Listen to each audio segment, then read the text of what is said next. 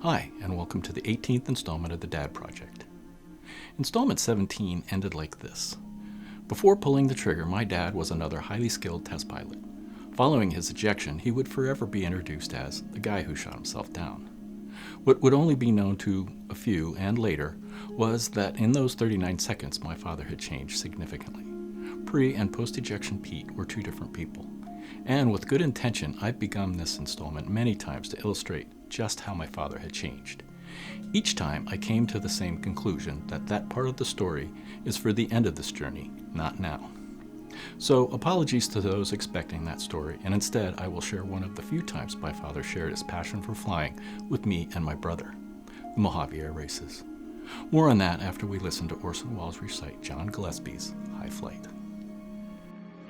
Oh, I have slipped the surly bonds of earth and danced the skies on laughter's silvered wings. Sunward I've climbed and joined the tumbling mirth of sun-split clouds and done 100 things you have not dreamed of. Wheeled and soared and swung high in the sunlit silence. Hovering there, I've chased the shouting wind along and flung my eager craft through footless halls of air. Up the long, delirious, burning blue, I've topped the windswept heights with easy grace, where never lark or even eagle flew.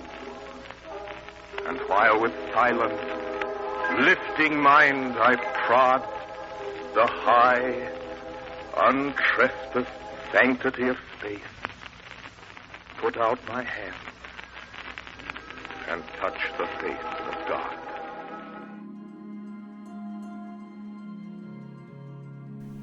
My father was a compartmentalizer. Now, an analyst can bounce us all over the psychoanalytic landscape and delve way too deep. But one part of the broader definition of compartmentalization is this. It is related to the phenomenon of neurotic typing, whereby everything must be classified into mutually exclusive and watertight categories. That was my dad. His peas could not touch his mashed potatoes, the mashed potatoes couldn't mingle with the meatloaf, and heaven forbid you ate your fried chicken with your fingers. Substitute work life for peas, home life for mashed potatoes, and hobbies for meatloaf, and you get the idea. And yes, he truly would not touch his food with his fingers. So why and where did the little Dutch boy remove his finger from the dike? On October 19, 1973, a few months after my dad had shot himself down, he slowed things way down with a short positioning flight to Santa Susanna Airport in Simi Valley in the Cessna 182 he was partial owner of. The next day, Saturday, my brother, me, and my dad would fly to Mojave, where the California Air Classic Air Races were being held, the brainchild of Clay Lacey and Lyle Shelton, and another chapter in the long history of air racing.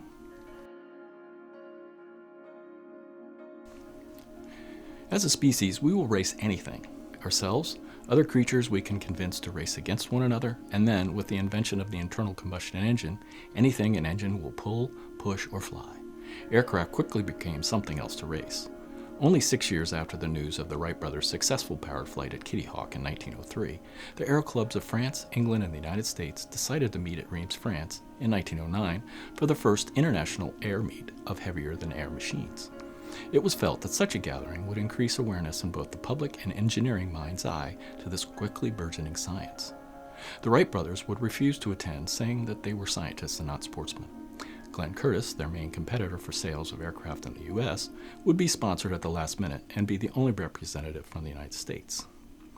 From August 22nd to the 29th, 100,000 people a day would come to witness flying machines vie for prizes for time and distance covered, one for altitude, and a daily contest for speed flown over a closed 10-kilometer course.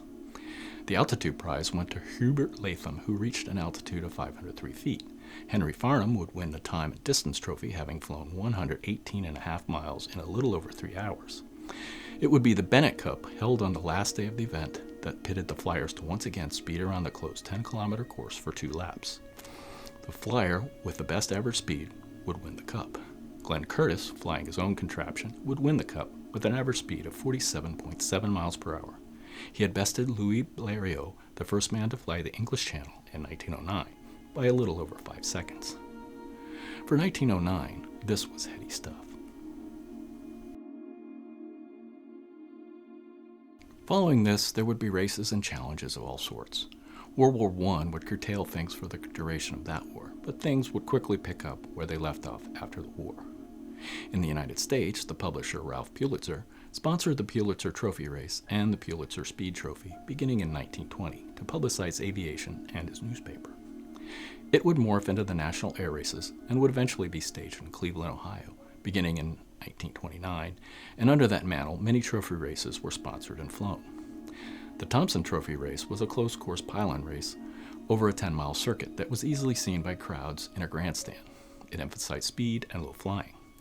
Roscoe Turner would win the trophy 3 times, and with his charismatic smile and flamboyant style, he was able to transcend aviation into the popular culture.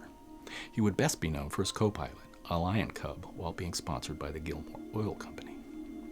Their Red Lion gasoline was branded with the slogan, "Roar with Gilmore," and Roscoe Turner was given $15,000 to buy a plane and a Lion Cub. Gilmore the Lion would fly with Turner for 9 months until he was too big for the cockpit and his parachute.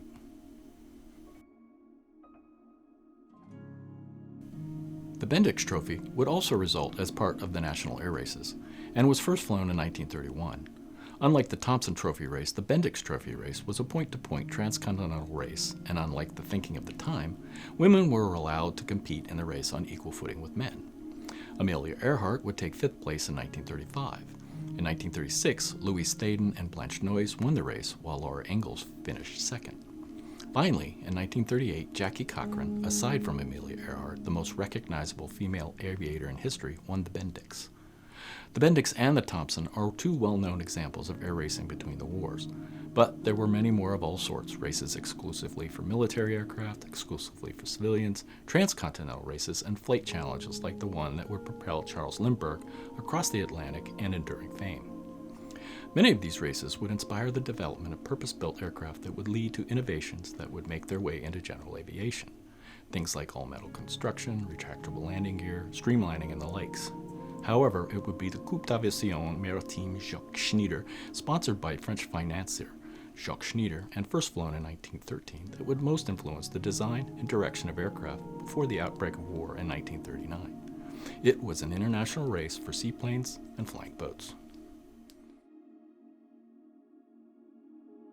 Landing and taking off from water are one of the more elegant ways to get an aircraft in and out of the air. Before World War II, commercial and military seaplane development was an ongoing and very viable proposition. The Schneider Prize was the epitome of that proposition. In 1912, Jacques Schneider offered up the Schneider Prize with the intention of encouraging technical advancements of seaplanes and flying boats. Aside from a few requirements like floating for 6 hours without taking on water and landing on water during the race, it was a time trial. And a time trial can only be won with speed. Soon the braced and wired biplanes were being replaced with the refined and graceful all-metal, liquid-cooled beauties that would dramatically influence the fighters that would fly into the oncoming and ominous shadow of war. The British Supermarine Spitfire and the Italian Mach-E C-202 are direct descendants of the seaplanes offered up by their respective countries. The entire line of liquid-cooled fighters owes their success to the engineering garnered from making these planes sleeker and faster. The Mach-E Castoli 72, the gorgeous Ferrari-red Italian entry that failed to race in the last Schneider Cup, would go on to set the speed record of its day at 440 miles per hour and is still the fastest seaplane ever to fly. The race would end in 1931 after British had won the trophy 3 years in a row, and with that the trophy was retired. As World War I had done before, World War II would curtail air racing for its duration. The difference in air racing just before and after the war couldn't have been much more different. In 1939, the affable and debonair Roscoe Turner would win his 3rd Thompson Trophy over the closed course at an average speed of 282.5 miles an hour in his Laird Turner LRT. Following the war in 1946, the Thompson Trophy would be won by Tex Johnston, a Bell test pilot flying a surplus Bell P-39 Airacobra, the Lend-Lease darling of the Soviets, averaging 373.9 miles an hour. Aside from the obvious increase in speed, the racing landscape would change dramatically with the influx of surplus aircraft and the thousands of pilots able to fly them. After the war, the aircraft market was flooded with these aircraft. Most exciting for the racing community would be the fighters. For the equivalent of about $20,000 in today's money, you could buy a slightly used P-38, and for a little over $55,000 in today's terms, a brand new P-51. Corsairs, King Cobras, P-40s, Hellcats, Wildcats, Bearcats, nearly every fighter in the U.S. inventory was available. In addition would be the introduction of jets. A host of German jet and rocket-powered fighters and bombers had been used during the war, and fortunately to very little effect. The Gloucester Meteor would be the only Allied jet to be used during the war, and like its German brethren, to very little effect. However, a number of jets were in the pipeline, ready for use should the conflict continue.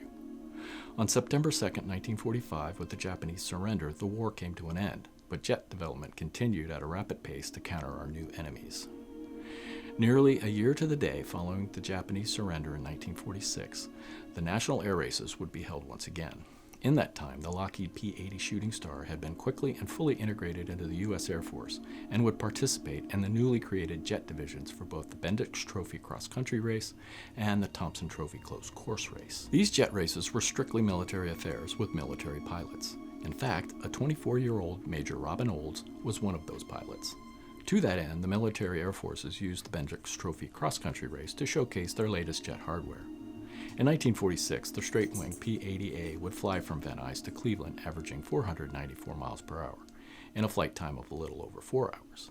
In its last iteration, in 1962, the race would be won by an Air Force B-58 Hustler flying from LA to New York at an average speed of 1,214 miles per hour with a flight time of 2 hours. After the 1949 Thompson Trophy jet race, the Air Force decreed that they would no longer participate in competitive low-level pylon races between their aircraft. This, after the Air Force and Navy had already prohibited head-to-head races against one another.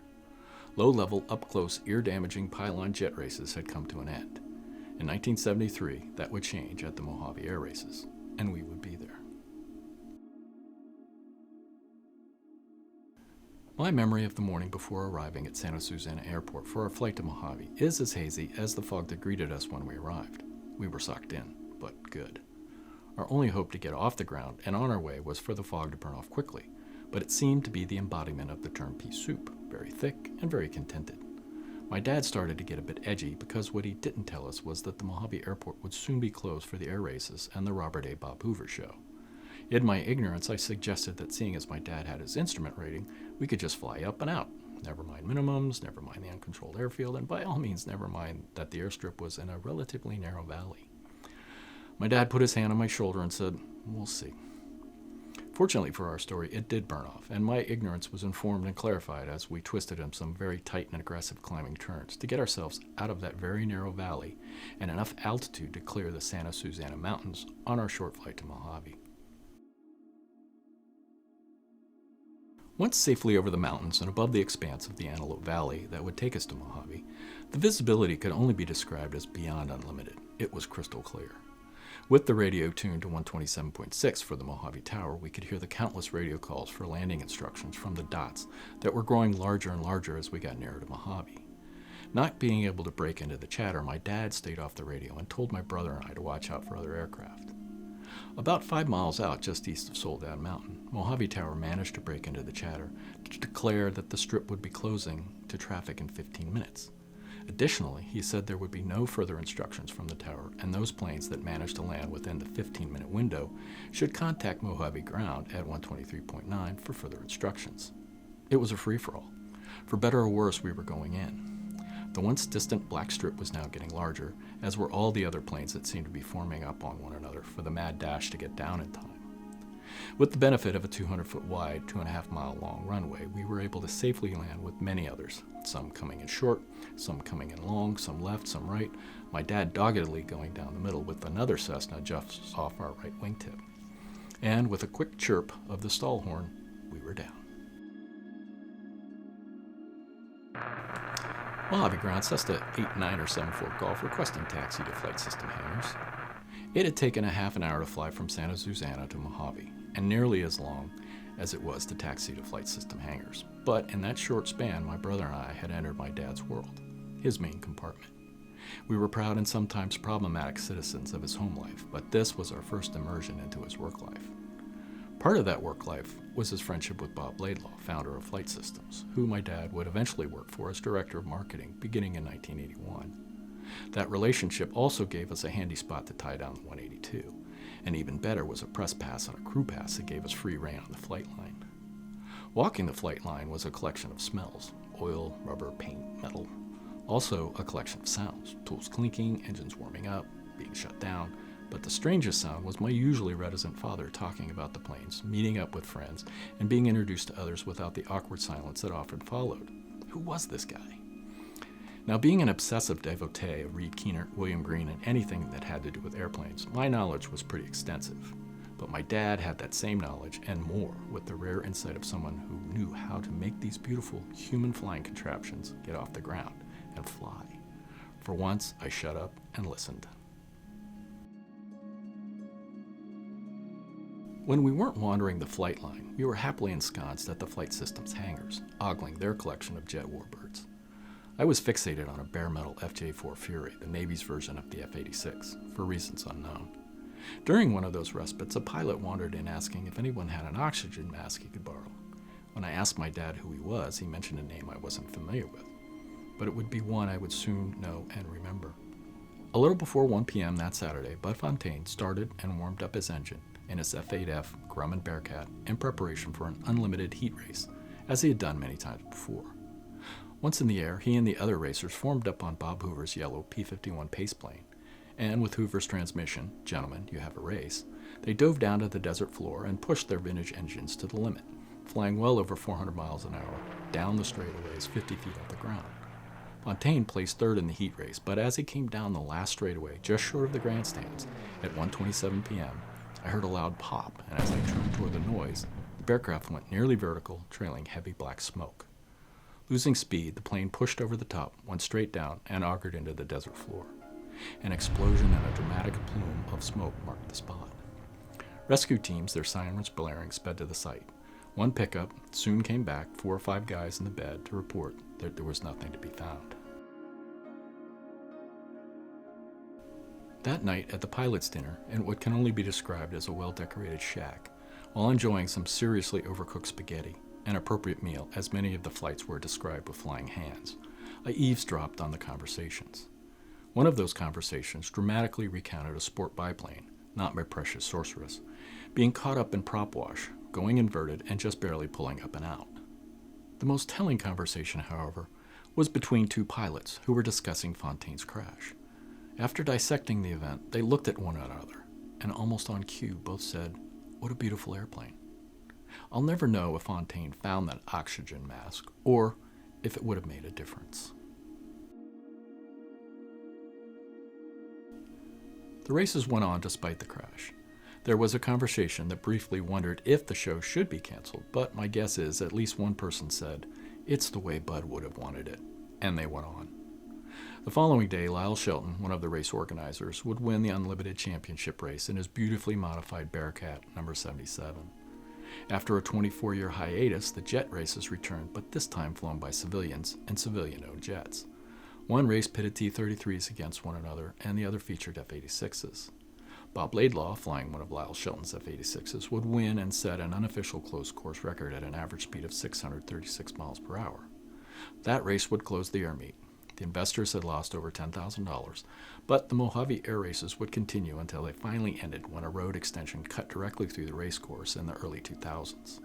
And the granddaddy of post-World War II modern air races, the Reno air races, will sadly come to an end this year, 2023, with air racing's future, for lack of a better term, up in the air. For us, it was time to go, and my dad taxied the 182 to the end of the runway, which we now had to ourselves, and the controller calmly and professionally cleared us for a takeoff and a right turnout for our 1.2-hour flight to Ventura Airport. My rare glimpse into my dad's true element, where life made sense to him, was quickly coming to an end, but it gave me new respect and a better understanding of the Clark Kent version of my father. So, until next time, when we return to describing some of the aircraft my father flew, thanks for joining me for the 18th installment of the Dad Project. As many of you already know, I continue to tell the stories I had hoped my father would tell me, and I appreciate y'all being along for the journey. So please subscribe if you'd like to hear more, and until next time, thanks for watching and enjoy what life has given you. Ciao.